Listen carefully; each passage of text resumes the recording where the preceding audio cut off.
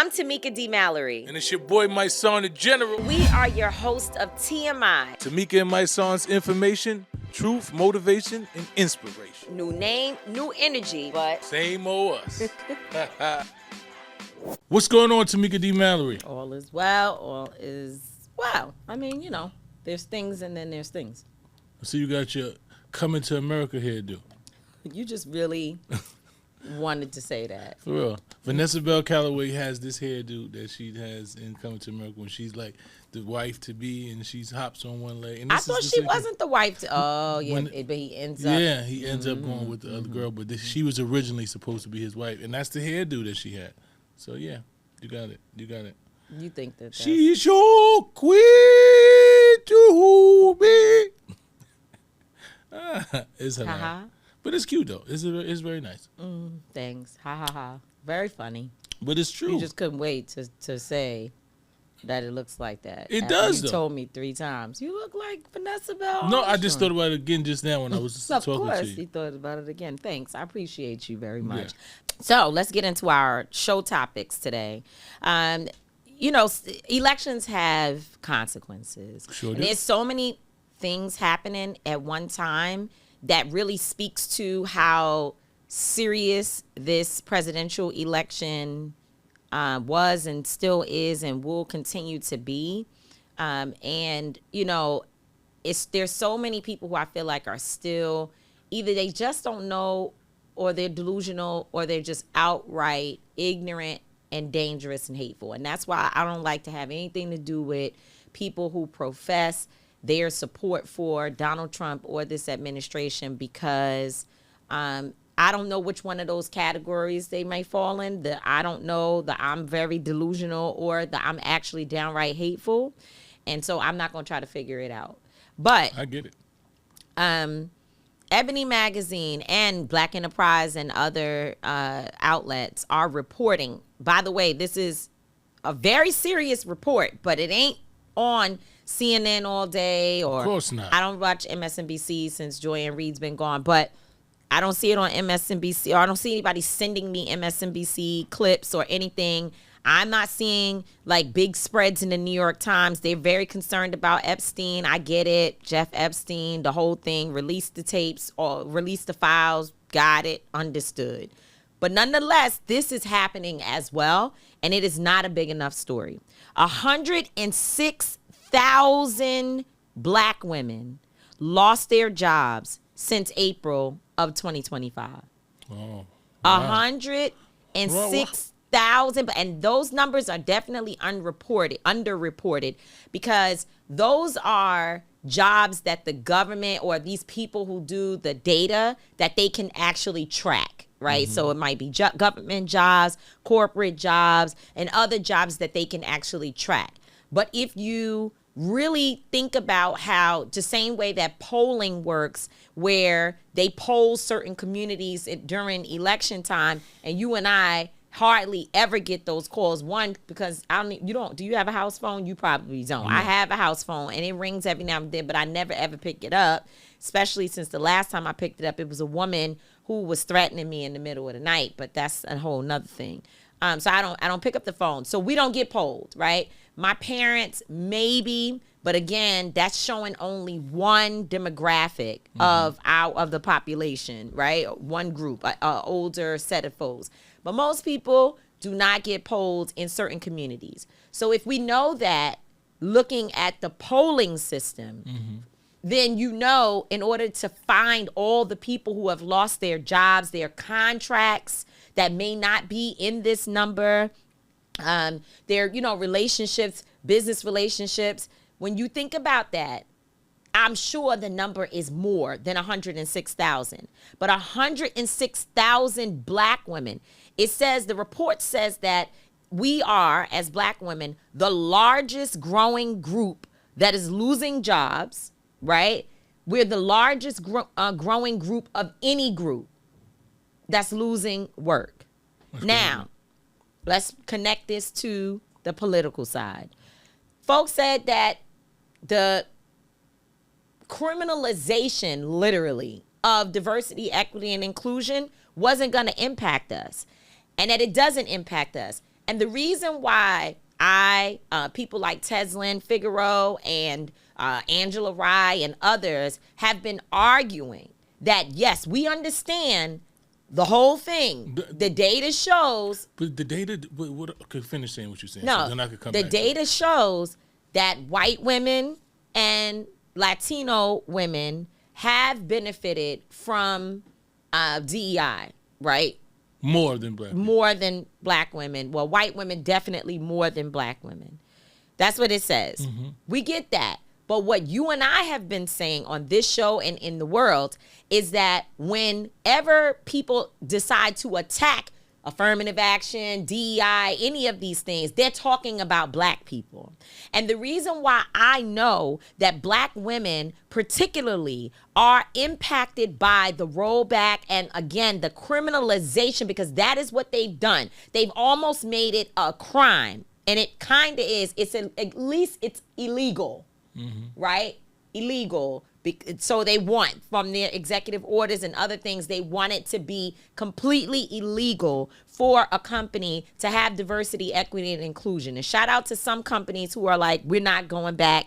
We're sticking 10 toes down. But nonetheless, when they say that, they're talking about black people. And we know this because I have a number of friends who work in all different spaces. Again, government, corporate. They have contracts with different companies, organizations, institutions. They are all dealing with something. Either they've lost their job or it's shaky. They can feel, you know already when the writing is on the wall.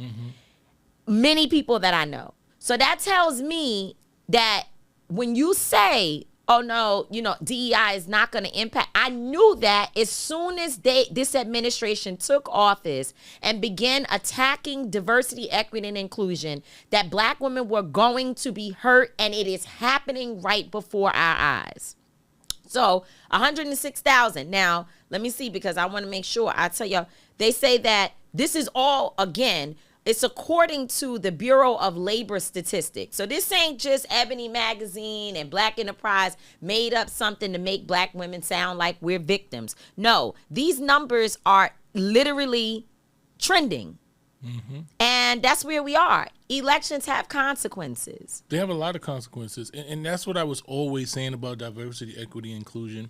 And when they talked about the numbers and they saying this percentage of black women or black people were being hired at these positions, and I kept trying to tell them that the percentage that you're looking at is a larger number, because when you look at a percentage, if you're saying that 10% of black people will get in these jobs and 45% of white women, well, how many jobs are there? So if you're saying there millions of jobs were getting hired, people were getting millions of jobs based off diversity, equity, and inclusion. So when you take millions of people and you give 10% of that, right, then that's about 1 million of our people who will lose their jobs. Right. And they're going after us first because they've already identified in their mind that we are the diversity, equity, inclusion people. That's what they mean. That's what they even if they may not have even known that more white women benefited from the from the DEI programs, right? They may not know that. But even if they did, if people are actually paying attention and understanding what's going on in our society, a large part of the cruelty of this administration and people with this MAGA mindset is that they do not want to lose their grip on the majority in this nation. And it is happening quickly, as particularly brown people are becoming the number one group in America, Yep. right? And so a large part of their cruelty is about sending their wives back home. So even if they did know, even if their research told them that white women are fastly, growing in these different positions, that means, because I listened to J.D. Vance on TV one day say that, I don't think a woman needs to be out of the household working at Goldman Sachs for 80 hours a week when they have a family at home. Like, are y'all fucking dumb? Do you hear what he's saying? He's basically making a decision for women that they have to be at home for X amount of time to have more children because they need to control the nation by being the number one demographic. This is very specific. These people are being very intentional. So when they came for DEI, and maybe they did have all the research, they knew all the things, they said we can send our women home, and we understand that black women are the most educated and the fastest group of entrepreneurs in the nation. So you know what these black women are doing? They're working on these jobs and building their eyeglass, eyelash, iPads, coochie pads, everything else kind of business. That's what you're doing. Because I'm telling you, I looked up online 2 or 3 days ago, the best black-owned company for probiotics and maxi pads. 10, 15 different companies came up. I spent my time on the Honey Pot, on this company, reading about the founders. We are the fastest growing group of entrepreneurs in the nation. So and most of us are working, we doing 7 different things, which means we have a job in the daytime, and we're taking those resources and using it to fund whatever idea, whatever our passion is as we build a business. So they are being very intentional about making sure that they cut off the head to spite the whole damn body, basically. It's really crazy. They say 147,000 new jobs have been created. Yet unemployment for black Americans has increased. Even as white unemployment declined. And that's what I was trying to explain to people. When these people get a cold, we get pneumonia. And that's what I kept trying to explain to y'all.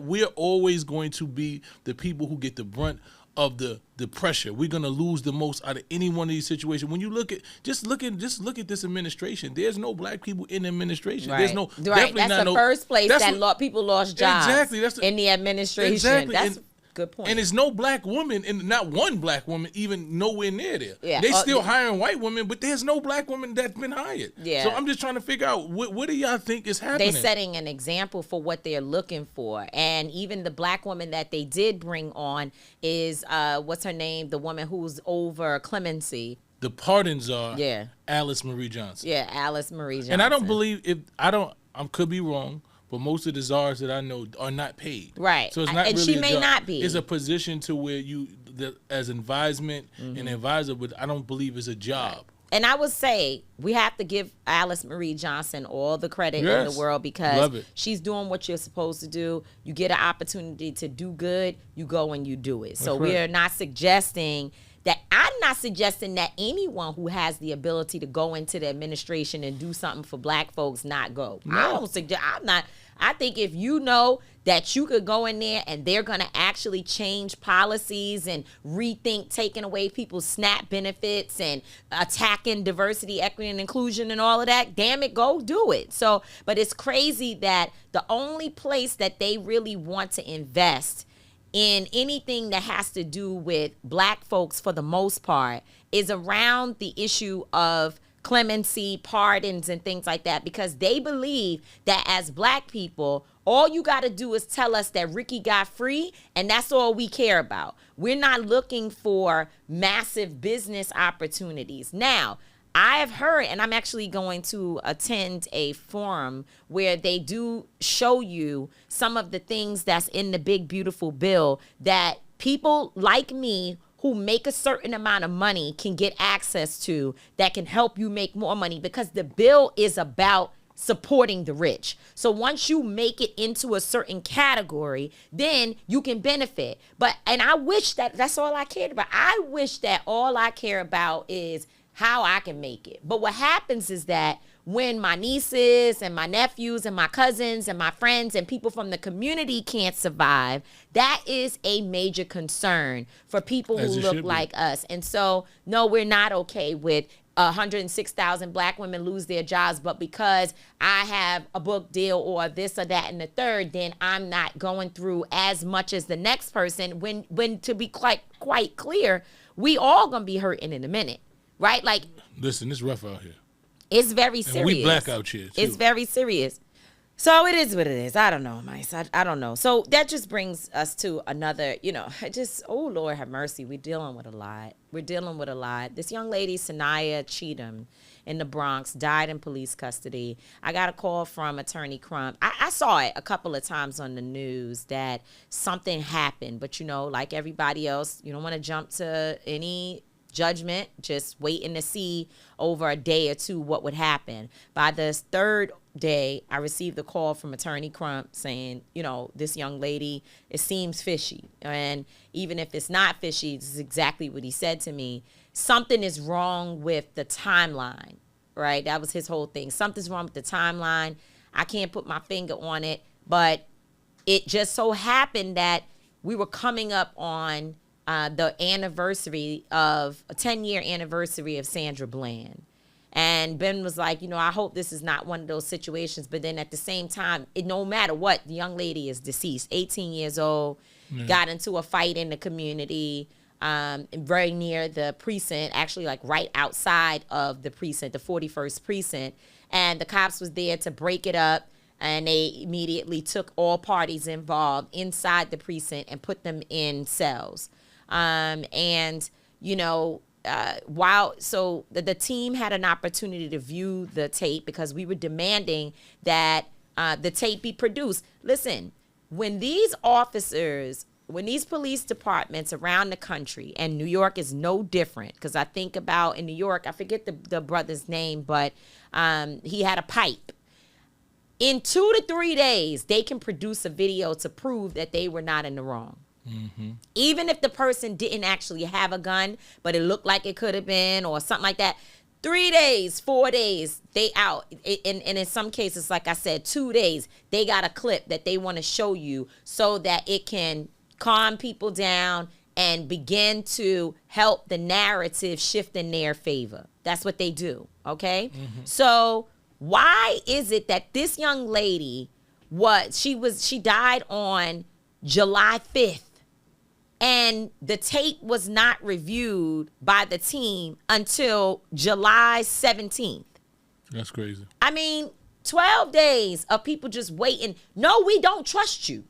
So don't say, well, we told you it was a suicide. We don't give a shit. We don't trust anything you say because too many times, too many things. We've watched videos of officers, correction officers, and police officers beating the hell out of people. We know what goes on, right? And so, no, we don't trust you. We want to see the tape just like you showed the tape to defend yourself and to provide some evidence for yourself. So why we can't see the tape? So cool. The team has the opportunity to review this video. And, obviously, Sanaya, she definitely took her own life. She died by suicide. But if you watch from the moment that she gets in the cell, she's calm a little bit, you can tell she's agitated, but then for, I don't know, maybe 10 minutes or so, she is screaming at the top of her lungs. She's screaming. You could see it. She's screaming, hands flaring, screaming, shaking the gates, kicking the gate, screaming, kicking the gate, screaming. She takes off her shirt at some point in this process and lays it down on the bench. And at that point, she's still just kind of moving around, screaming and yelling. But then after a while, she's clearly saying something to them, right? And I can't hear it because there's no audio. It's just video. So I can't hear it. The people there, they know what she was saying. But it looks like she's telling them, I'm going to kill myself. That's what it looks like. Because she's actively like tying the knot and saying something. And then she kind of stops for a minute and is like, all right, you think I'm playing? I'm serious. So then she ties the knot and she sits down, and it takes a couple of minutes, and then she's lifeless, right? Maybe 19 minutes later, somebody comes by on what looks like a regular inspection. Crazy. But the video camera is on top of her cell. There's a camera. That camera, you could kind of see what's going on in another cell, right? But even if this happened in a different cell, you would still be able to see it completely. But nonetheless, when she was walking back and forth, there's a blind spot when she gets back this way. But in this cell, you see the entire situation. So who is watching the cameras? Because aren't they supposed to have the cameras there for the purpose of... But the thing is, for the most part, what you see, you seen one camera's view. And the camera view that you see probably just focused on her cell. There was there's another camera that's focused on the cell that you think they can only see half. Because there's cameras on probably each ceiling that can go into each cell. So they're monitoring everything. Yes. So on that screen that they got, they could see in every cell. So nobody's watching it. Obviously not. If she was able to take her life and then lay there for 19 minutes, then nobody was paying attention. There's about a 22, 23, 24-minute situation. Yeah, then I'm not giving an official number because the attorneys, I'm just going by what I kind of counted. And that's an issue. You know, if police... But I know for sure 19 minutes is a real thing because I know for sure. Yeah, I'm just saying it's supposed to be care, custody, and control. When they those police officers inside that precinct, you are in their care, custody, and their control. And if you're able to take your life after screaming, you don't. First of all, the police don't know your mental state, right? They don't know anything about you, so they put you in a cell. They don't know if you're claustrophobic. They don't know what you're dealing with. So when you're making noise, they supposed to be aware, okay, this person might be dealing with something. I don't know what that person's dealing with. Might be drugs might be anything might be like you said, claustrophobia. Yeah, it might be mental health severity. Anything. You don't know anything about this person. So when you're supposed to say, hey, are you okay? And once a person, and I don't know, like you said, you don't know whether or not she says she's going to take her life. Right. But if a person says that, at that point, they're a threat to themselves. They're supposed to be on suicide watch. They're supposed to be in a place. You're supposed to take anything that they can use to hang themselves, shoestrings, all of these things. You're supposed to take away from them. If she had that shirt, you're supposed to take these things. These are protocols that's supposed to happen. Now there's been some statements, and at least one other person says who was arrested or who was in the jail. Let me not say whether they were arrested. Somebody who was in the jail did say that they heard her say, I'm going to take my life if you leave me in this cell by myself, right? Somebody says that, right? This is what I heard, this word on the street. I don't know that will come to fruition in a real investigation, later on, but that's what they say. I'm just telling you based upon what I saw. It looks like as she's doing it, she's informing them by yelling that this is what's going down. That's just pure negligence. And nobody is looking. The camera is on top of her head. You can see every second of her being in there. How is it that nobody looks to be like, what's going on? Because once she's yelling, I don't know. So... My condolences to the family. Yes, to Sanaya's family. With the family, and I know this is rough, but the police, they're care, custody, and control. Man. All I want to say is that God only knows our mental health, what we're going through. Like, I wish there was a world where she didn't have to be arrested over a fight. I wish there was a world. But people will argue, you don't know, the cops don't know. I don't even see them searching her well. Like, I don't see that. I don't see a major search, pat down. It's just in the cell you go. They will say that that's because they wanted everybody to calm down. That's what they'll say. But you still But you still got to monitor. The protocol still has to be. You don't even know what the fight was about. You don't know nothing. Got to monitor, It's pure negligence. We got to do better. Got to do it's way gotta better. Way better. And also the young sister. God bless you, young sister. Whatever she may have been going through, whatever she was feeling. Yeah. It has death by suicide or people unaliving themselves has no face, no name, no dollar amount that they have, no bank account status, no status in the world. You got people that are walking around looking like they, worth 10 million. You got people who actually are worth 10 million. And you got people with $10 all suffering through the same kinds of mental health challenges. And we just have to do better as a society. We do, man. Once again, my condolences. Absolutely. Absolutely to the Cheatham family, her mom, Thomasina. And Cheatham, Uncle, and the whole community out there. There's a bunch of folks, the United Black Justice Coalition, I think. And if I said that wrong, please excuse me. But they have been out there with her from day one with the family, calling for there to be, transparency. So there's that. And I'm sure the lawyers will update us as they continue to walk down this path with Sanaya's family. So that, speaking of mental health, this brings me to my thought of the day. I was watching a video. Lizzo, I like Lizzo, so I pay attention to her a lot.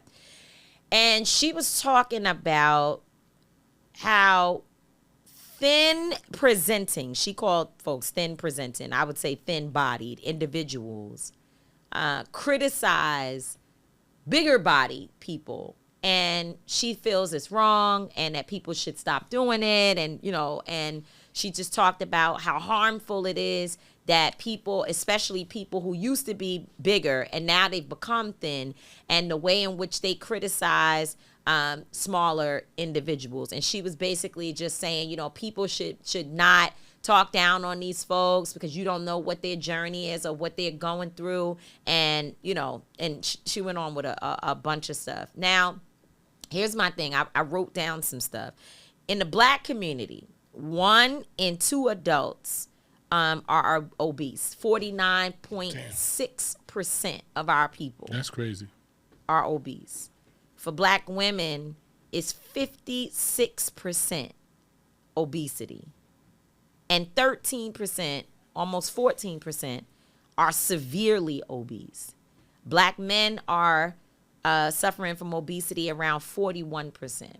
So I'm holding that as I'm saying this next part, that I understand Lizzo's point of advocating for larger body people not to be shamed, right? Because when we just finished talking about what's going on with the mental health of people in our community, we have to be really mindful how we make people feel, right? So I respect that. Yes. I also think that these obesity numbers are important because our communities are dying quickly because we are unhealthy. And it's not just people who are obese, it's people who are more thin that are also unhealthy because of the fried foods and the soda drinking and alcohol drinking and whatever else it is, and anything, not resting, just eating too many sweets and all of that. So obesity is a thing. Now, not everybody that's obese is because they're not healthy. Some people have thyroid issues. Some people that's have still not healthy. I meant to say because they are some have health challenges. Because they are self-sabotaging, basically. Some people, it is because they literally have a health condition that they're battling. But nonetheless, obesity is carrying in it the cancer, the diabetes, and the hypertension and all the things that our communities suffer from and how we die at very, very alarming rates. Yep. So holding that and understanding that it is something that has to be discussed, and I don't know who's the right person to discuss it or where it's supposed to happen, that it does not feel super offensive, but I do know that it has to happen. I would just like to say, though, that even with a person like me, right, and this is my thought of the day, even with a person like me who is more thin than big, right? But as time is going on now at 45, we talk about on the show all the time, I'm growing in ways that I never had before. I never had rolls on my back. I never had a stomach that won't flatten. I never had these things. My, hips and different things about me has changed significantly. And old things that I used to wear that I wore for years, it's a wrap and it's not going back because my actual bone structure has changed. But what I don't appreciate is that when I bring it up to people like, dang, I'm working out, I'm dieting, or I can't eat that cake, or I can't do this, or I can't do that. People look at me and they be like, oh, please, like, what's wrong with you? Are you going through some kind of body dysmorphia? What's your problem? Girl, please. Ain't nobody want to hear that. And it's like, why are we so dismissive of other people and their situations? Like, and try to make people feel like because you're a thin person who wants to either stay healthy or maintain your weight or lose weight, they're shaming in that as well. So I just feel like it's all around, because just because somebody else has a stomach that's bigger than mine, if I say something like, man, I got to get this stomach down, or I'm working on my stomach, oh my God, it just sends them, oh, please, oh, girl, oh, Lord. And I just feel like, damn, let me also express what it is that I'm feeling, that just because I may not be obese does not mean that I'm not also dealing with my weight.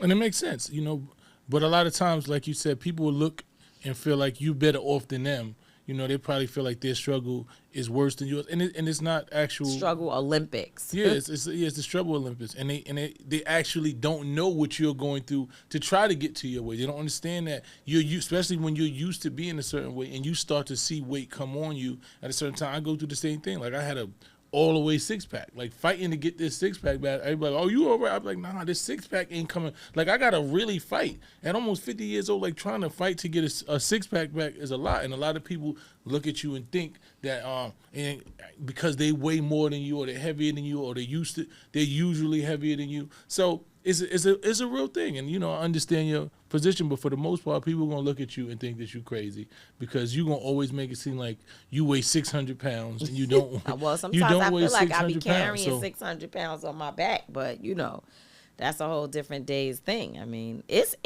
the weight is.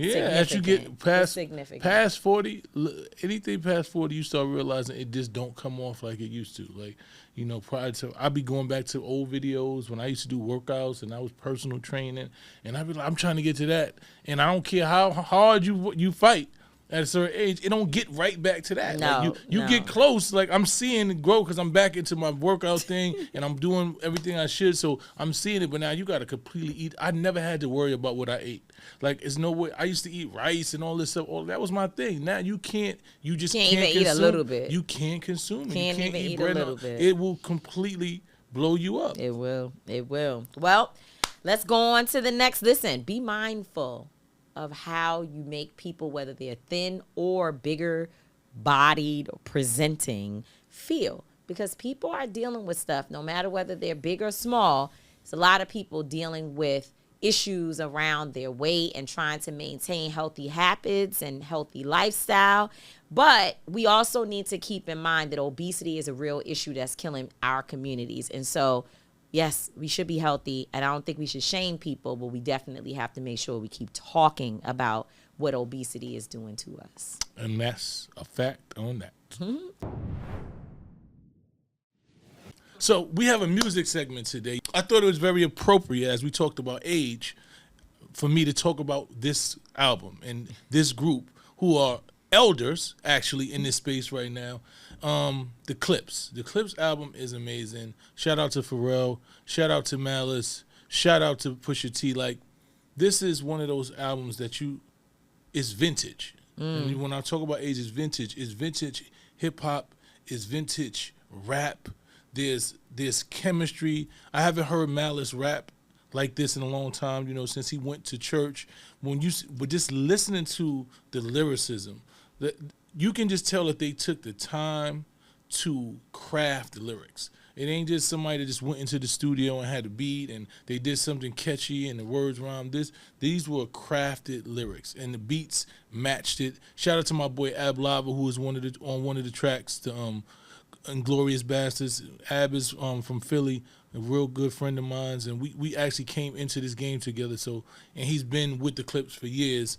Shout out to Stove God Cooks, who got one of the most incredible hooks on there. Nas got a crazy verse on it, but it's one of those things that you can listen to from front to back. And I just want to salute them for being elder statesmen in this game and still rapping with this level of skill, with intention, with precision, you don't hear bodies of work like this no more. Like, I very rarely see bodies of work where people take the time, and Pharrell like crafted these beats, and you can tell it's been over time. I was listening to a couple of their interviews, and they said probably for like 2 years. Shout out to Kendrick Lamar, who got a dope verse on. the album. It's for me. You know, if you're a lyricist, if you enjoy lyrics, if you enjoy skill, if you enjoy just substance and craftsmanship, then it's an album for you. So shout out to the Clips. This is one of those ones. Well, I know some of the people you just named, but I have never heard of the Clips in I don't my know life. how So you keep I saying just you don't know. You heard of Grinding. You've heard of these songs. I have to hear Don't worry it. about it. Somebody got to play it for me. We're going to play it for because you. I've been trying to figure it out. I just don't know. Oh, well. But I'm sure somebody will tell me, but I don't know. And shout out to the Clips because they was born in the Bronx. And maybe it's because y'all are so much older than me. That's probably what it is. Oh, okay. They probably it's an around age your thing. age. No, They it's an probably age around thing. your age. No, it's more an than age likely. thing. It makes sense. No, I'm only a few years older than you, and I think I'm probably one or two. You almost there. I'm halfway point. Yeah, that's what I'm trying to say. So a few no. years. What are you talking about? Yeah, so much older. Yeah, whatever. Why don't you? Anyway. All right, so that brings us to our guest of the day. We actually recorded this particular interview a few days ago, but it's so important. We're talking about education in America. Make sure you tune in. So today we have the pleasure of being joined by a brilliant brother who does a lot of work in education space. And also fighting for the civil rights and for social justice and for issues related to Black folks. And I think that, you know, as we talk about some of the political ramifications in this moment, it's important for us to make sure that at the forefront of the conversation are folks who've been working in this space and fighting for equity regardless of who is in the White House. And there's no one that I could think of who's better in the space of education, particularly when dealing with our young people, than Mr. Raymond Pierce. Raymond Pierce is the president and CEO of the Southern Education Foundation, also known as SEF. And today we're going to learn a lot about what is happening in the arena of education and how our communities are impacted by some of the Trump administration's policies and some of the things that they're doing. So thank you, Mr. Pierce, for joining the TMI show. Thank you for having me, Tamika. Thank you. Absolutely. Now, I know there are some other really important accomplishments that you have that I would love for people to know more about. So why don't you tell us about what you've done in the government and also in other ways in education. You have held really important positions. Why don't we talk a little bit about your expertise? Well, Tamika, I'm old. I'm 66 years old. So I've been around for a little while, but right out of law school, I had the honor of practicing as a civil rights attorney in Little Rock, Arkansas, for Mr. John Walker, who was the person who inherited Thurgood Marshall's case in the Little Rock school desegregation case. Right. So I did that in 1984. I got to meet giants in the field. I actually got to meet Daisy Bates. If you know your history, I spent a lot of time with Daisy Bates, who marched to Little Rock 9 Black children to Central High School with white folks out trying to stop them. And the governor of Arkansas, Governor Orville Faubus, calling out the state National Guard to stop Black children from getting an education. I mean, this is real history.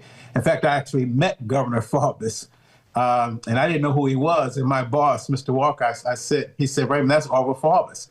And I said, who's Orville Faubus? And he actually got angry with me. He said, that's what's wrong with you young people. You don't understand your history. He said, that's the man who tried to stop your people from getting an education. So that was back in 1984, 1985. So yes, I started my practice as a professional right out of law school, doing school desegregation work and doing employment discrimination work, basically being a civil rights attorney, representing Black people in a variety of ways in which our people are discriminated. After that, I kind of sold out, sort of say, and went corporate and went with a big Fortune 50 company on the other side, big defense contractor, aerospace defense contractor, and did quite well. And but I did serve as chairman of the education committee for the Cleveland branch of the NAACP in my hometown of Cleveland, Ohio.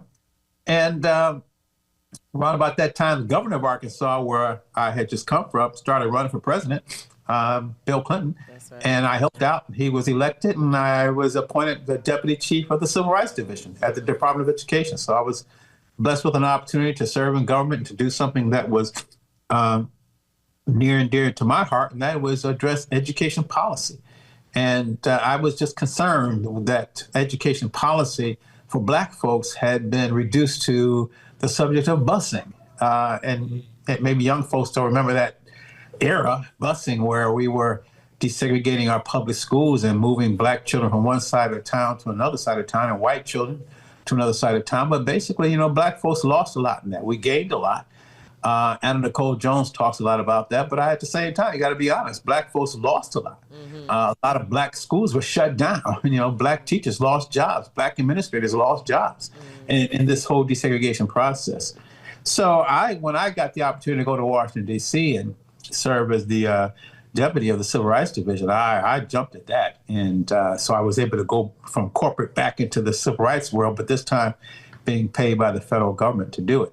So I did that, and when the administration ended, I went back home and went back to the corporate side as a corporate attorney at a major law firm. And then I had the opportunity to become dean of a law school at one of our nation's historically Black colleges and universities. I was dean of the School of Law for 7 years at North Carolina Central University, one of only 5 historically Black law schools. And that was great, and that was fun, some of the most enjoyable times of my life. So I did that for 7 years and then went back to the practice of corporate law.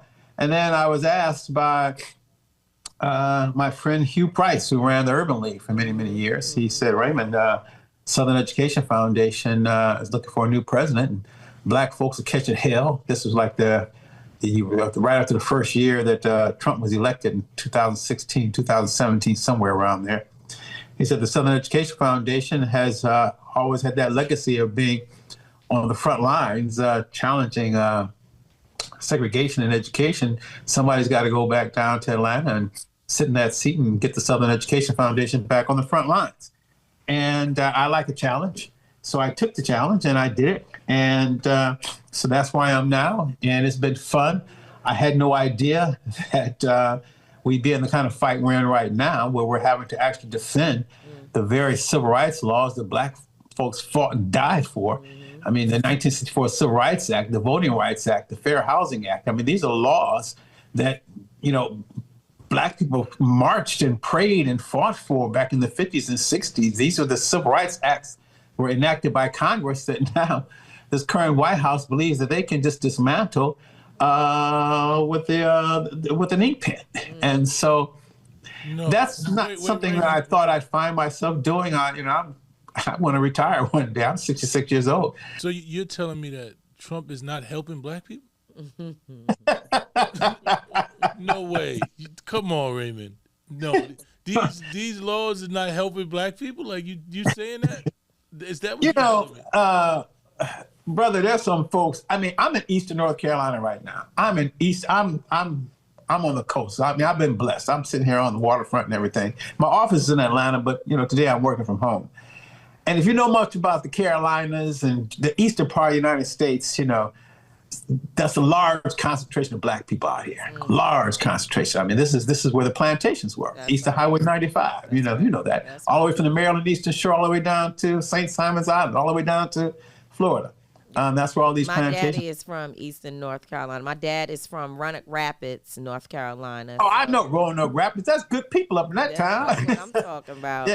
Yeah, Roanoke Rapids. Yeah, a lot of good Black folks up in Roanoke Rapids. Yeah. But you go back to Roanoke Rapids right now, and you count the number of Black people who supported Donald Trump. I know. I got a cousin who argued me down. I couldn't believe it. I was like, "What are you talking about?" He's like, "I'm with Trump." I said, "I just couldn't believe it." Well, I am after that election in 2024. In November, I understand now why. I understand. Now we may be getting off the subject. My son, you're getting me going off track here, but I'm beginning to understand how the Democratic Party just didn't really have enough for Black people And that, as I heard on your podcast, our issues have gotten so lost in the sauce with other folks, other so-called social justice issues, that there's a percentage of black folks that Trump got that sees that that's not for them. So yeah, to answer your question, yeah, but no, these folks in Washington D.C., they're serious, and I've learned that. I mean, we went toe to toe with them in litigation at a time when nobody else was challenging them, and we may have been victorious in this first round, but these people are serious, in terms of how they have such a disregard for not just for black people, but that disregard has untapped or unleashed or unsuppressed a culture that was comfortable with the enslavement of people. That culture has never really died away. I mean, slavery couldn't have happened just because there was money in it. People had to be comfortable with it. And I see now that sentiment, that comfort that, you can actually enslave people or even after the war ended, Civil War ended, reduced them to third-class citizenship by putting up signs that say, hey, no, you drink from this water fountain and you drink from that water fountain. That's a comfort level, and I don't think that's gone away. Yeah. I don't think that sentiment has gone away. That's right. So what exactly do you guys do at the SEF? The Southern Education Foundation, to answer that question, my son, you have to put it in historical context. And the Southern Education Foundation actually has its roots in what you might remember from your history books as the Freedmen's Bureau. Okay?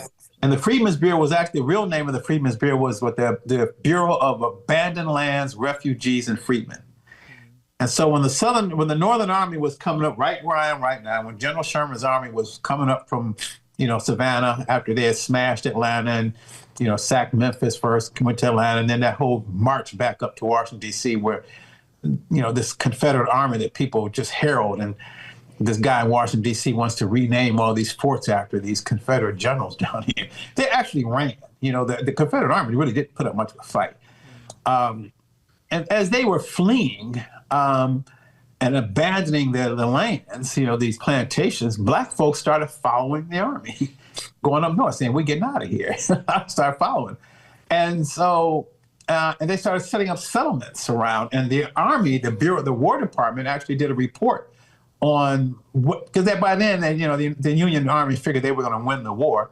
So they were trying to figure out what to do after the war was over with. And that was, okay, what are we going to do with all this population of people who are now free?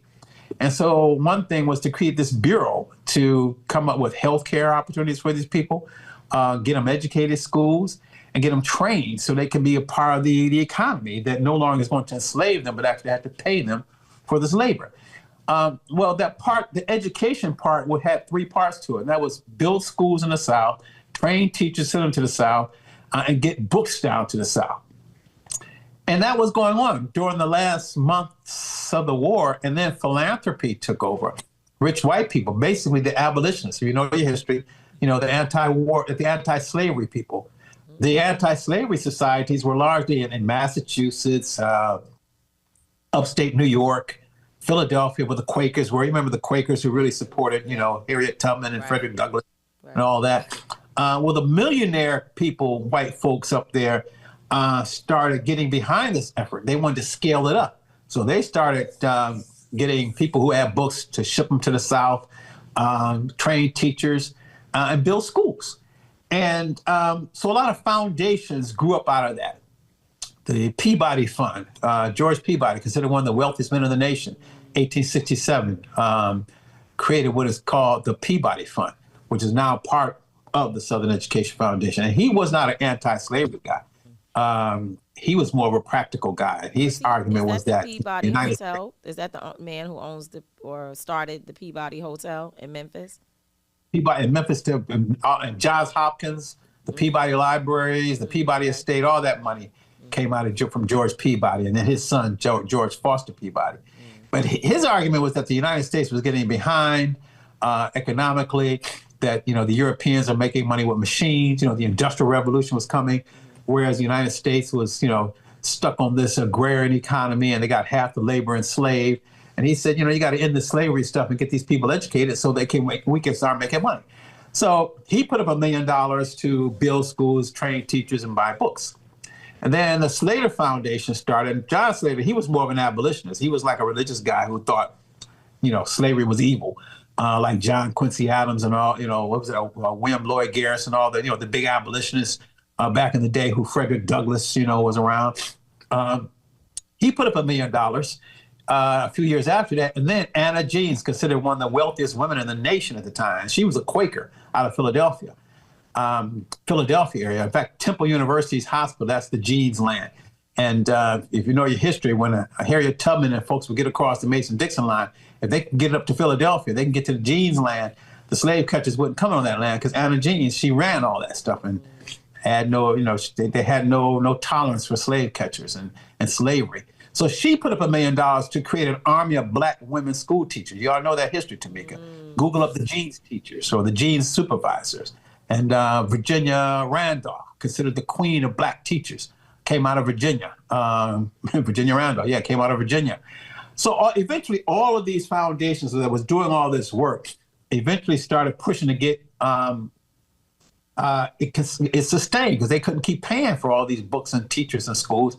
So when the war ended and black folks were elected to office in huge numbers, again, you know your history, during the Reconstruction period, black folks held a lot of office in Louisiana, Mississippi, and Tennessee, and we were congressmen and had a governor and a whole lot of state senators and state representatives. The number one policy that they were pushing for, the number one bill that they were introducing into legislation was to raise taxes to pay for these books and these teachers and these schools that the rich white folks were paying from up in the North.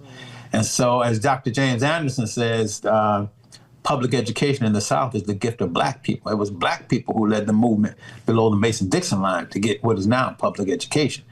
So once that was done, it lasted for a while. And then, of course, white folks started trying to separate the funds and say taxes for blacks go to support black schools and taxes for whites support white schools. The philanthropic organizations fought it for as long as they could. It got baked in, and then all those foundations got consolidated in 1934 to form what is now the Southern Education Foundation. And we have carried on that mission to provide, to push for and create education and develop education opportunities for black folks in the South and, quite frankly, nationally now because of the diaspora around the country. So our work has been in education pedagogy, education administration. Again, the Jeanes teachers, the most effective way to administer public education. But we got into this litigation stuff back in the late 40s, in the 50s, when Thurgood Marshall started, challenging Jim Crow. And so the Southern Education Foundation found ourselves bankrolling him, just like we did W.B. Du Bois, who was one of our fellows. Booker T. Washington was on our board. We've always kind of worked in the background. Benjamin Mays, who ran Morehouse, pretty much ran the Southern Education Foundation as chairman of the board for like 20 years, while at the same time advising Martin Luther King. So we've always had that, that part of us to challenge, the constitutionality of inequity in public education. I just didn't think we had to do it again. Tell me, so your fund, can you tell us a little bit more about the technical aspect of it, how it works? How do people apply for funds, or what are your top priorities? And is the fund experiencing any challenge right now with, with all that we see happening in the nation? Are people still giving? Are you expecting people to give, or are you working with an endowment that is long enough for you to be able to sustain? We're working with an endowment that is long enough for us to sustain. Yeah. Okay. Yes, sir. And we're an operating foundation, so we don't give money away like we used to. I think the last time we gave any significant money away was in the 70s and maybe the 1980s, and those grants were probably $25,000, $50,000. Now the average grant coming out of the Southern Education Foundation is very limited to issues that we're working on, and that's in our early childhood education effort where we've launched. And those grants are $5,000, $10,000, $15,000 max. So no, we're not a grantor like the Ford Foundation or the Carnegie Foundation or the Gates Foundation. we do the work. So we do the work in early childhood education, which I'm very proud of. We do the work. We do the research. We just produced a report on the state of Black education. I'm going to make sure you get a hard copy of that. I'll mail that to you. And we do the work of outcomes-based contracting to move school districts into more efficient ways of using their resources so that we get more resources to the child in the classroom, particularly Black children, Black and brown children in the classrooms. There are other things we do too as well. We still have our leadership development operation, which is iconic. It's over 150 years old. That goes back to W.B. Du Bois and that kind of work.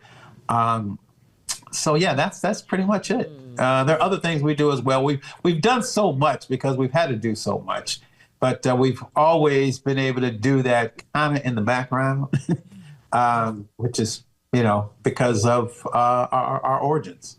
So speak about. I know you were talking off camera. You said that there is a current lawsuit that you guys have. Yes. Let me put this in perspective. And when Black folks, primarily in the South, some of the North, but 80% of the South, started challenging segregation, challenging the fact that, I'm trying to take my daughter to see a movie and I got to sit in the back, challenging that I get on the bus to go to work like everybody else and pay my, fare, but I got to go sit in the back of the bus, challenging the fact that I can't vote, that I pay my taxes, but I'm not allowed to vote, which is what the Edmund Pettus Bridge March was really all about. It was about the voting rights. Challenging the fact that, Black folks are getting lynched and there's no criminal prosecution of it. When Black folks, and these mostly were church folks, be honest, when Black folks, and particularly the Black church folks, started rising up in Kentucky and Tennessee and Mississippi and Alabama and Georgia and Florida, when they started rising up to do this, they were addressing all of these issues, public accommodations. And, I can't use the restroom or voting rights. I can't vote in my own district. Education. I can't get my child an education, despite what the Supreme Court said years earlier in Brown versus Board of Education, challenging the fact that I can't get a loan from the very same bank that's, up the street from me.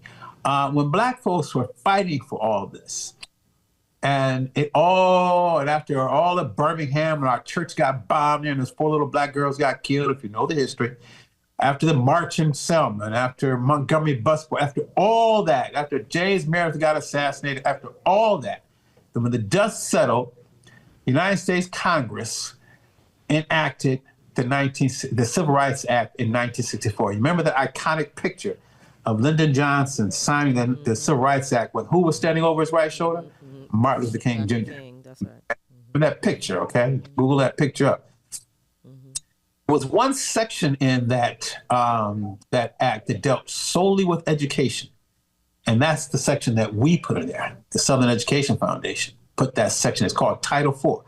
Title VI, Title VII, all that dealt with employment discrimination or access to capital or voting rights, all that stuff. But there was one section that the Southern Education Foundation, and I didn't even know this until later, until recently, that we fought and went to Dr. King and the people who were working in Congress to try to get all that done, to work to get that in there.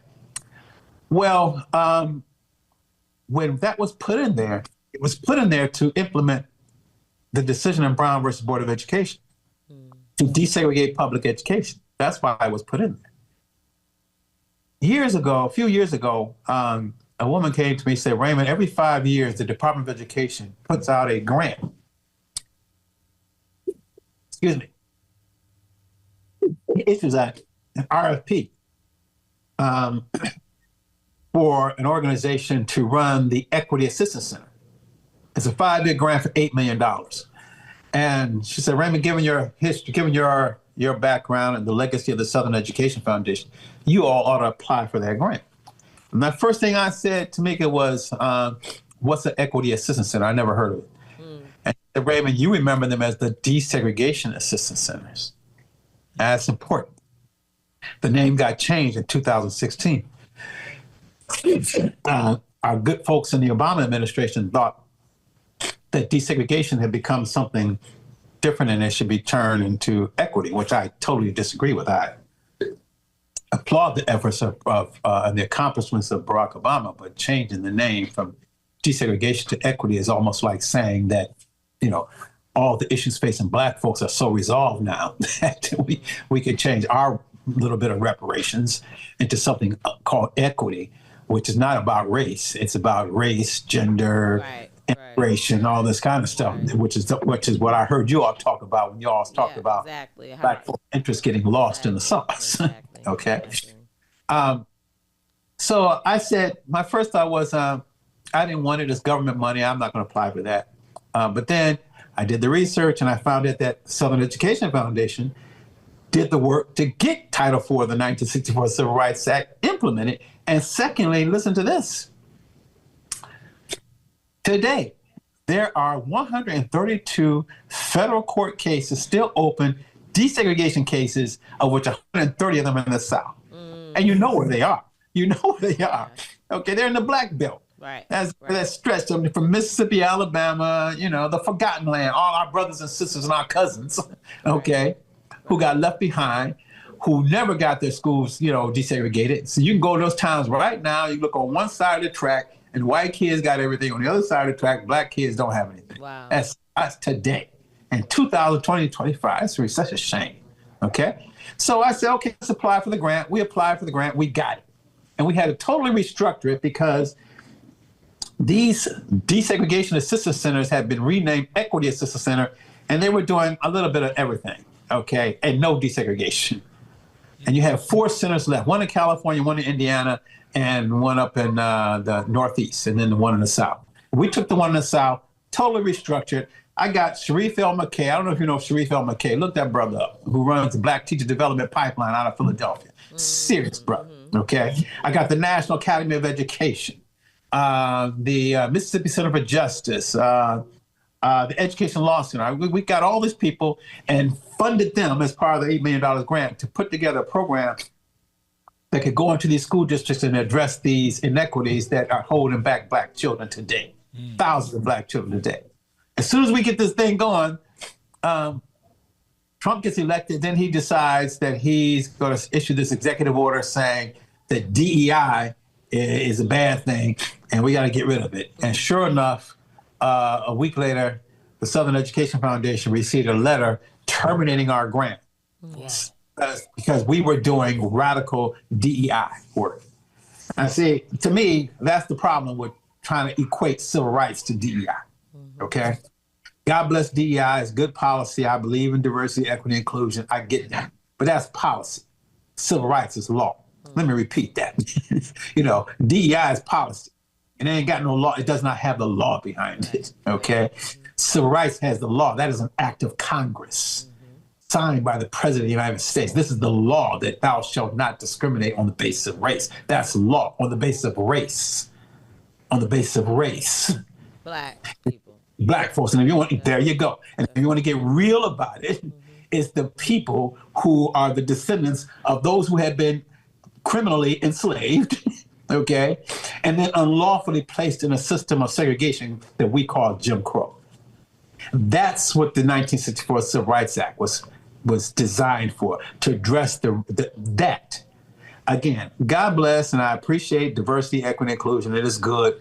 But that's dealing with gender equity, gender identity, immigration status, social emotional learning, all good stuff. And if I have a child who has any of those issues, I would look for some funding, help me out with that.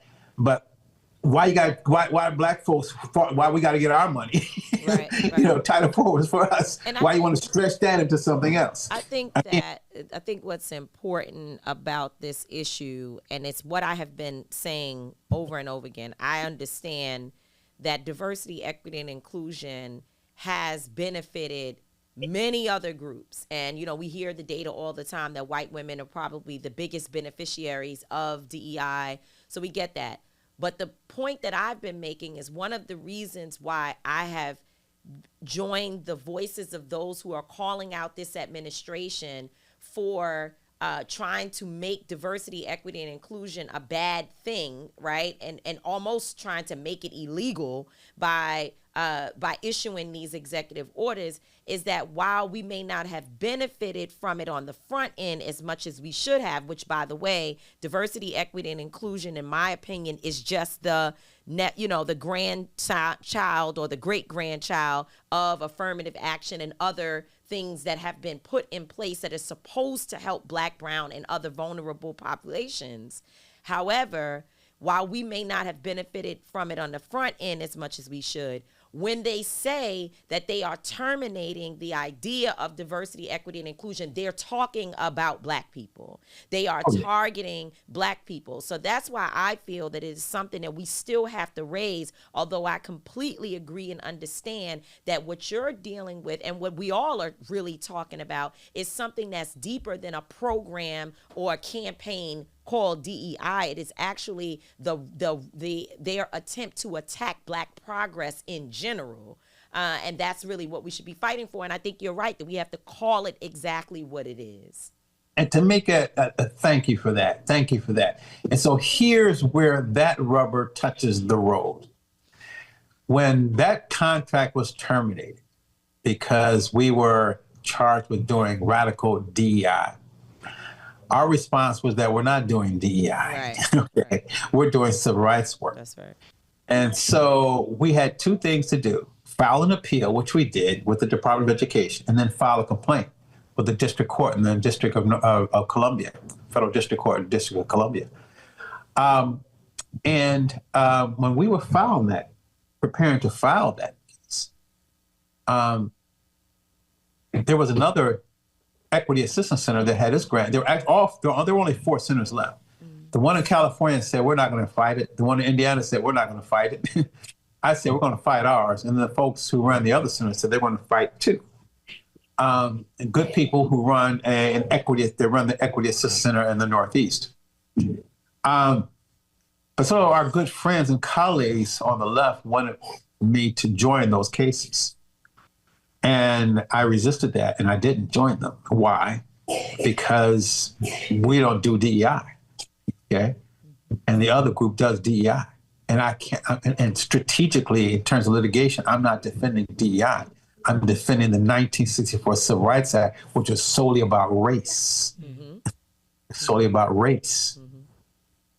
And all you got to do is look at the court's decision. And when we filed the preliminary injunction, I can quote it, where the judge said, given the history of race in this nation and the legacy of the Southern Education Foundation in advancing education for African Americans, the audacity of this administration to terminate their contract on the grounds of DEI is breathtaking. Okay? He said the history of race in this nation. That's what the judge said last month, in granting us a preliminary injunction or a temporary restraining order, which caused this Trump administration to reinstate our grant. Mm-hmm. I had to separate civil rights from diversity, equity, and inclusion. I had to. There has to be multiple strategies. And I think that, to your point, and I appreciate that you said, you appreciate DEI and you understand all the layers of it and how it can benefit a child who may, again, have, challenges or developmental issues or physical issues, and them having accommodations, all of that. Those things are good. But we, as Black folks, to your point about what you heard us saying, cannot allow our communities to get lost in the dialogue and to be grouped in with every other group, because what we know happens, and my son, we talk about this all the time, is that when everybody is fighting for everything, we end up being a part of all those fights and then still not walking away with what our communities need to sustain. And see, that's what when I was driving around somewhere, somebody told me, suggested I listen to your podcast. That's what I heard you say then, which is what interested me in this podcast. Look, Fannie Lou Hamer, when Fannie Lou Hamer said that she was sick and tired of being sick and tired, okay? The reason why she was sick and tired is because she was Black, okay? People were not enslaved because of their sex. They were enslaved because they were Black, okay? We were not denied entrance into the bank to get a loan for any other reason other than we were Black. Okay, we were not denied admittance to the University of Mississippi or the University of Kentucky or the University of Alabama for any other reason other than we were black. So when you in the law, when you're trying to think of legal strategy and trying to analyze issues, we are trained to separate the issues first and define them, and then understand them. And then at the proper time, then you join the issues for a strategy for some type of reconciliation or some type of resolution. But we have gotten to the point where you said before, Tamika, where we combine the issues before we even crystallize our issues. Okay?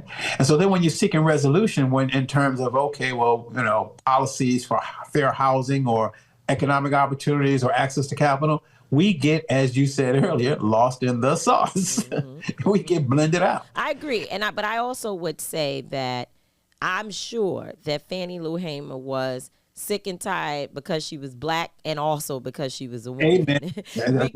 That's my mother would have said that. Also because she was a woman. And, because I think about the role that sexism plays when you're dealing with, you're black already and then you're a black woman, the types of attacks that we experience, even from our own, are sometimes, is really kind of unbearable. When I think about the conversations that I had with black men some black men, black women too, but some black men during this past election, it wasn't so much that they did not like Kamala Harris just because, they didn't think she was strong enough and whatever lies they had heard and narratives that needed to be debunked.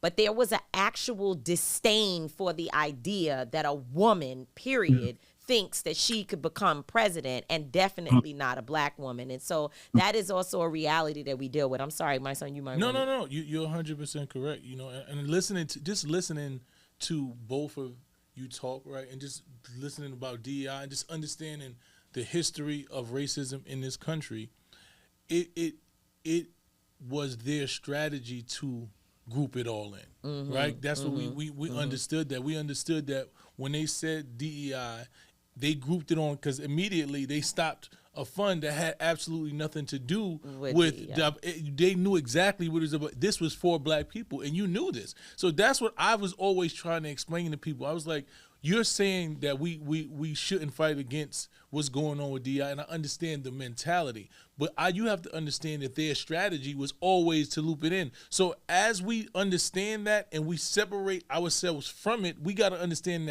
that is their strategy to keep it involved in it. And we need people like you who understand the legal ramifications and language and understand how they're trying to do that, because I didn't understand. I knew what I was saying, but listening to you identify it and say, no, this is about black people. Right? This is about black people. This is about racism in America. This is what we've been owed. Don't try to lump it in with everything else that you got. But that was the strategy to displace us and disenfranchise us from the beginning. But brother, you called it strategy. These people know what they are doing. Yes, they do. Okay. Yes, they do. Just quick refresher. Civil War ends, and the United States Constitution is amended 3 times. 3 times in a short period of time. Never happened before in the history of the United States. The 13th Amendment, the 14th Amendment, and the 15th Amendment, called the what? The Civil War Amendments. All about black people, okay? 13th Amendment gave us freedom, okay? Into slavery. 14th Amendment gave us rights. 15th Amendment was supposed to give us the right to vote, okay? 13th, 14th, 15th Amendment. Okay, then Jim Crow settles in. White folks say, okay, we can't enslave these folks anymore. And the federal troops are being pulled out of the South. You know that history, folks. When the troops got pulled out of the South, remember what happened? Man came in, lynchings went up on the rise, all that kind of stuff. But what was the system that replaced slavery? We can't enslave these people anymore, but let's put in a system that's the next best thing. Segregation, right. Jim Crow. That lasted for 100 more years, up until I was a child. That's right. I was born in 1959, okay? And so what was the legal mechanisms to dismantle segregation, the system that was put in place to replace slavery? What was it? The Civil Rights Act of 1964, the Voting Rights Act, Act. the Fair Housing Act, the Community Reinvestment Act, and the Voting Rights Act. Okay, those were laws. That wasn't an executive order, which is crap. You know, that's just an executive order. That's meaningless. And it Okay, wasn't an initiative. And it wasn't an initiative or a campaign. And so, if you want to if you want to return to the system that was put in place after the Civil War, you got to get rid of those laws that were enacted. Carolyn Eiffel, who ran the NAACP Legal Defense Fund, you know, before she left, was spending I don't know how much time fighting to save what was left of the Voting Rights Act. Yeah, and we just saw her recently, just outside where we were at in a car on the side of the road, just kind of like talking about her efforts and all the lawsuits and the, you know, and to your point, we have to stop trying to make everything about this particular moment that we're in. Like, we know this is terrible. The Trump administration is a danger to our communities. But in terms of the Voting Rights Act and other important pieces of, like you said, law, we had other presidents who also did not do what they needed to do to ratify the laws. That's the truth. Yeah.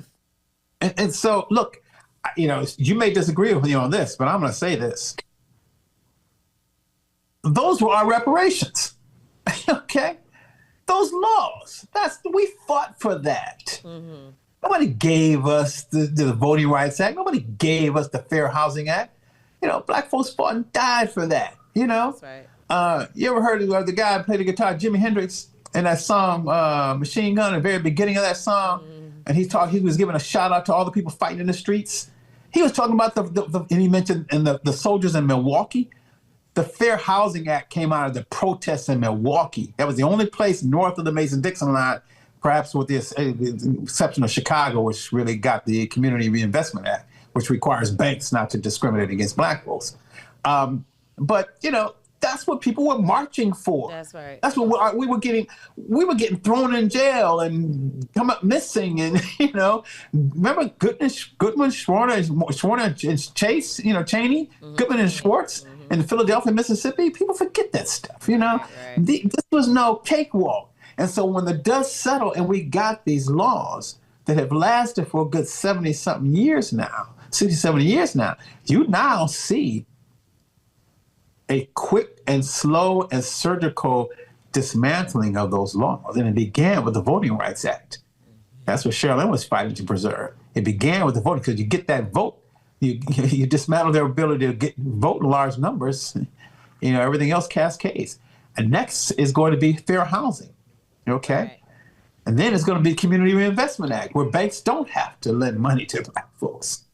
And, you know, it's just going to go on and on and on. And the Department of Education, as you start off, is getting dismantled. The Department of Education was created in significant part to address the inequities of public education that the Supreme Court pointed out. All this is just revisiting, you know, the end of the Civil War, and black folks got their freedom.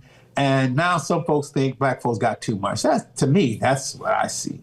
A lot of people feel like the Department of Education isn't working for black people. Well, you know, I would argue that that's a lot of, I want to say, fake news.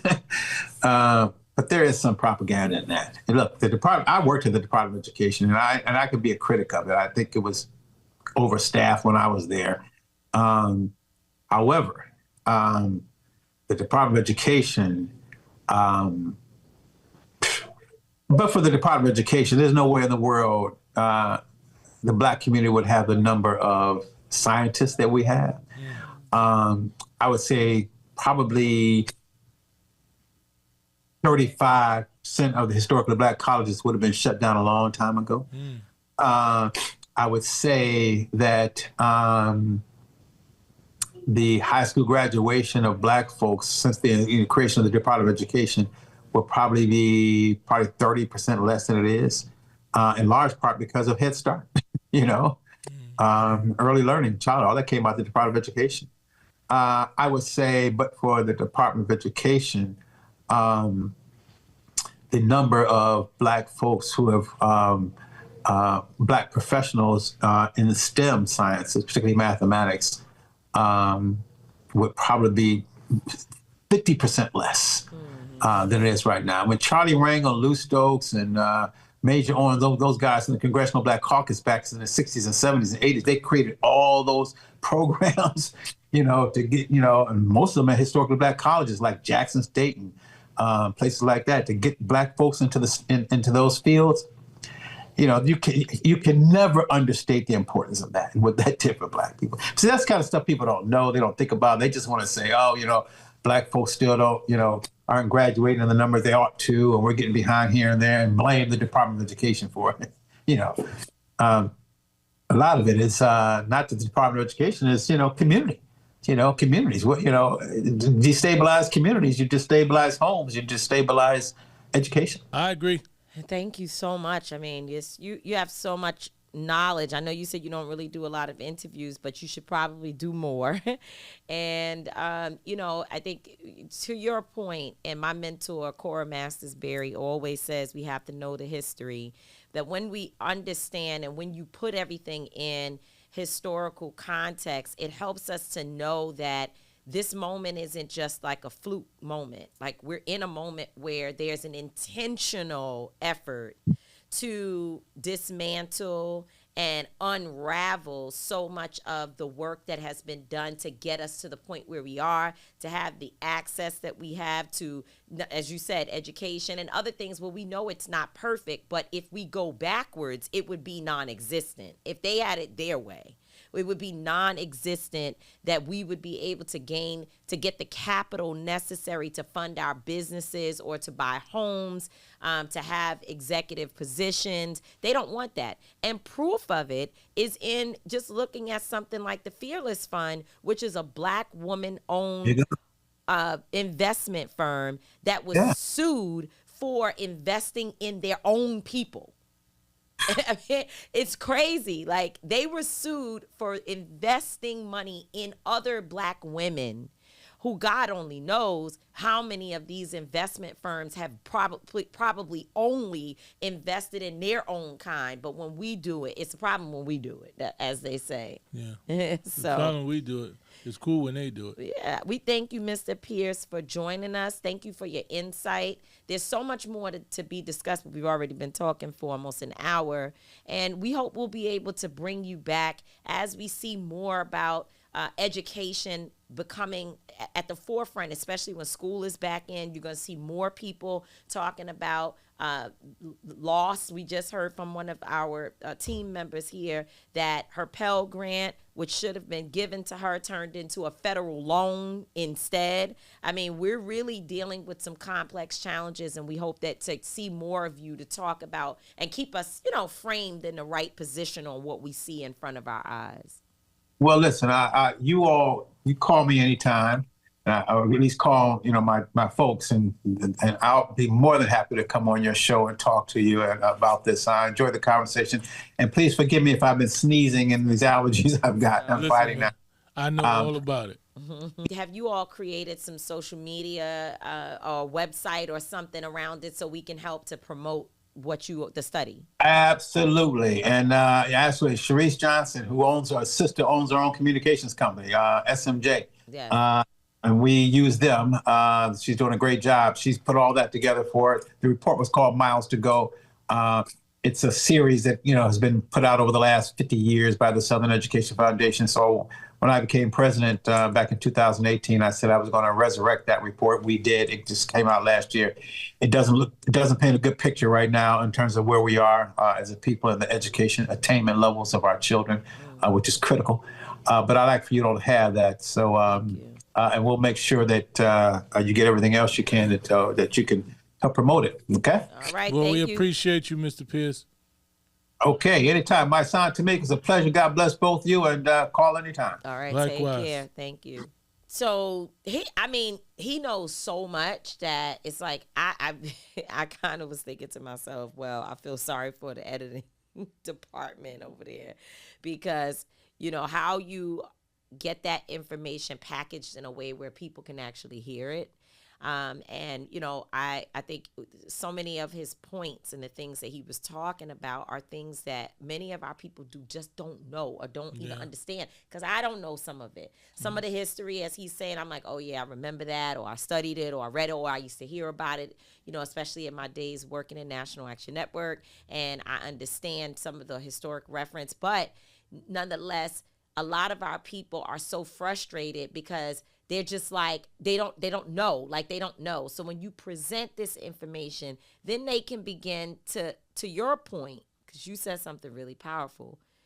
They're saying they know this is a crazy time and they know it's a dangerous time, but the way that he puts it into perspective, you can begin to actually call out why this administration is so dangerous, why they're focused so much on DEI, because what they're really trying to do is to slip under it anything that has to do with being black programs, black youth, black kids, And black that's the women, key. black.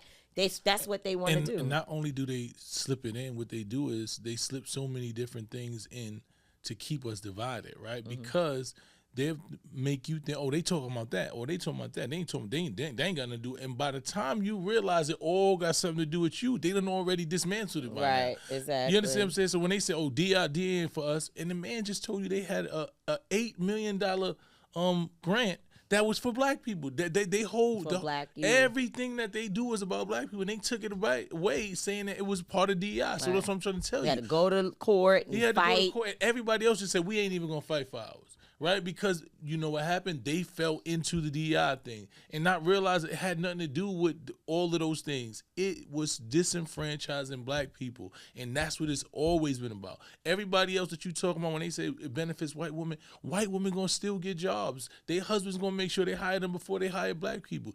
Everybody that you talking about that you think benefit, they still gonna benefit from it. And when they get rid of DI and all that, all those people are still gonna be okay. We the only ones I think that's that not. white women know that, you know, there are a large group of white women who will also know that this particular moment is very, very critical for them, because they are in a situation, and it's interesting because I heard this from advertising executives years ago, maybe almost 20 years ago. I was in a room with major advertising executives and black people, and I heard one of them say, what is currently happening in this country, maybe it's 15 years ago, yeah, let's say 15, is all about white men wanting to hold on to their position and their power. And what they are upset about is that the forecast of the changing demographics will make them in the minority and not the majority. So what they need, this is still a part of what was stated in that room, what they need is for white women to have more babies, right? That's why you see sometimes a white woman will have two babies in a stroller, one walking and one in her stomach, right? And when you go into churches where white people frequent, you hear it from the pulpit, right? More children, multiply, because they are trying to stay in the majority. And what happened is that white women started working, finding themselves, and shoot, they on TikTok asking black women, what you think about this? Black women, I just watched a TikTok video the other day where a white woman was like, why do black women wash the pot out first before boiling the water? We as white women just put the water in the pot straight from the faucet and we just start boiling. And she said, is it because the pot is dirty? Is it because the water is dirty? And then the black woman comes in and says, both. Because the pot has been under the cupboard. It's been in the under the sink. And that means it's got dust and whatever else in it. And the first water that comes out the faucet, we don't drink that. We pour that out and we start with the next one, right? Mm-hmm. So these white women are on, they connected. They trying to understand, get the vibe, listen to our empowerment stuff. And they said, Oh, hell no. And then y'all want to have a women's march where a bunch of different types of women come together and y'all think y'all going to challenge us on racism and fascism and sexism. We're putting a stop to all of this shit quickly. And I think that there are white women who are very clear that their husbands are trying to command them back into the house, back to being pregnant and barefoot. They don't want them working and getting all of these big careers and not wanting to have more children because they are in there, following their dreams. And that's what they're doing. So it behooves us. It behooves us to understand that our issues are interconnected. Immigrants, you know why we're interconnected with them? Because when they say they want to get rid of the immigrants and Trump tells you they taking your black job, what he's saying is take your black ass into the field. Take your black ass into the hotels and the whatever and work for us. And we're going to take these people who don't mind doing those jobs because they're coming to America looking for a better life. And some of them are okay with the fact that like we're going to do the hustle, the hard work that other people may not want to do so that we have a chance to benefit from the American dream. Right? So they willing to do that. So now what they telling you is they want to shift this shit back around so that the black people go back to the jobs that they think we're worthy of, and they can get their white women in the house, and then white men can sit up and say, we've made America great again. Sounds like the plan. Well, it was a 900-page document. It's called Project 2025. If you haven't heard of a 900-page document that explains everything that these folks are working on and what MAGA's agenda truly is, you should just go read something called Project 2025. I know you've never heard of it before. It's Project 2025. Sounds about right. So now for my I don't get it. A few days ago, we were at the NAACP conference, and it was a great convention. It was a great convention. It really was. Great convention. Shout out to everybody that was there. Shout out to Fred Hampton Jr. Shout out to Conscious Lee. Shout out to Lene Vinay. Shout out to Garrison. Like the young influencers. We was chilling with them. They're amazing. But anyway, we were in a restaurant, and there was this picture that I'm going to show you as we talk about this of the Jackson 5. And I'm just sitting there. And we're talking, we're eating, and I look at this picture on the wall. It was Kitchen and Cocktail. Kitchen and Cocktail. Shout out to Kitchen and Cocktail. The food is good there too. The ambiance is dope. But this picture of the Jackson 5. Now, if you look at this picture, you will notice that these are all young boys. They got the afros. They look so black. So these were nice looking young men. They look sharp. They like when you look at them, you can see like a black family. These was black boys, and they all had the same nose. They did, and I have a big nose, so I'm very aware of that kind of nose that you have in the world.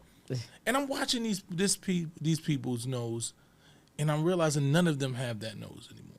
Michael didn't die with it and pretty much most of their family changed their nose, and it was like really.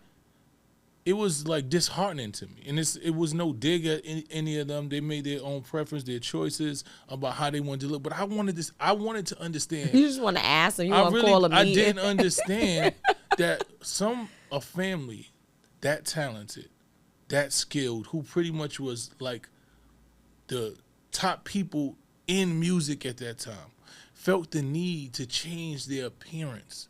Right, to fit into white America, and I don't know what the mind state was. No, that was the mind state. I don't want to judge. No, it's the mind state. But it because I've heard that before, and you see it constantly happen, that you have our black artists and who have come into prominence, who have been celebrated with their regular features, and they change them to fit into this white. And I want to know. I don't know why.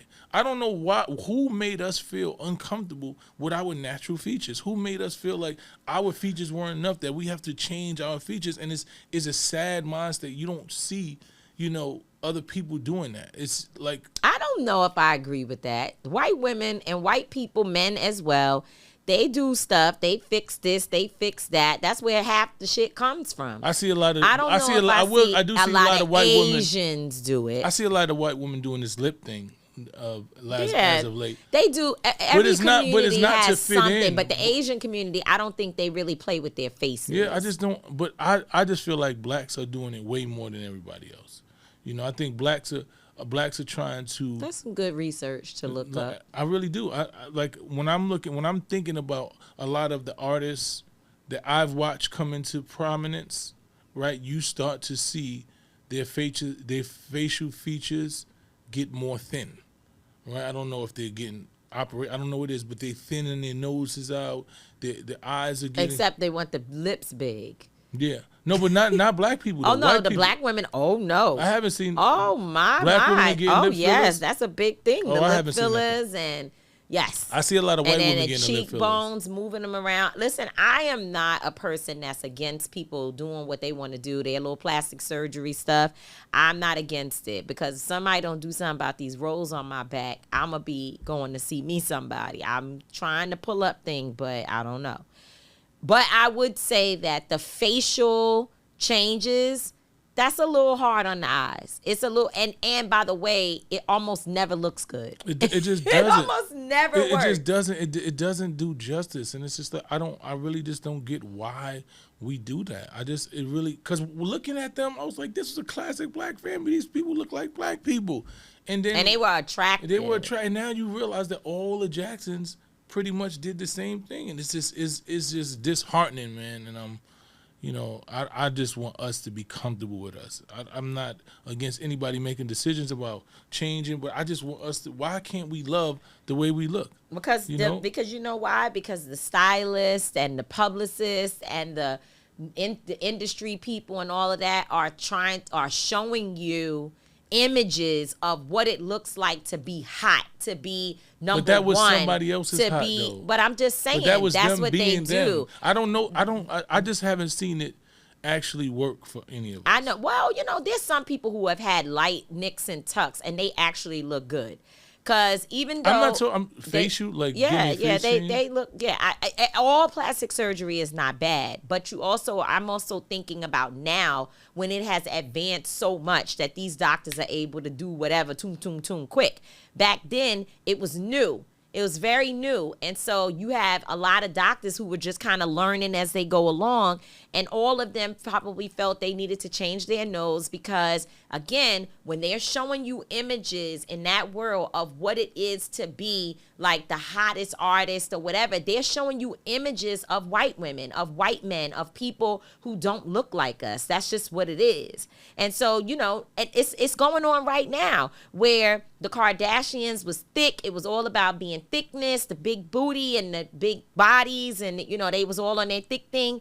Then all of a sudden, Kim lost a bunch of weight. They all probably started with Ozempic and whatever else. And the next thing you know, you see all these black girls, some of them that we know are so skinny that they look sick. They do not look good. And they were all into the thick thing. And now the new thing is everybody got to be super, super duper skinny. And you can actually see their bones sticking out of their bodies. So, they're going to say I'm a hater because my ass is fat. But I can tell you what, they don't look healthy. There's that. I just want us to love us, man. We love you for who you are, so stay who you are. And with that being said, we come to the end of another episode. We appreciate y'all for supporting us. Make sure you continue to support us. We're going to continue to love you. We're going to continue to be the #1 show in the world. Make sure you follow us at TMI_show on Instagram and TMI Show PC on YouTube. I'm not going to always be right. Tamika D. Mallory's not going to always be wrong, but we will both always, and I mean always, be authentic. Peace. Salute. That's how we own it.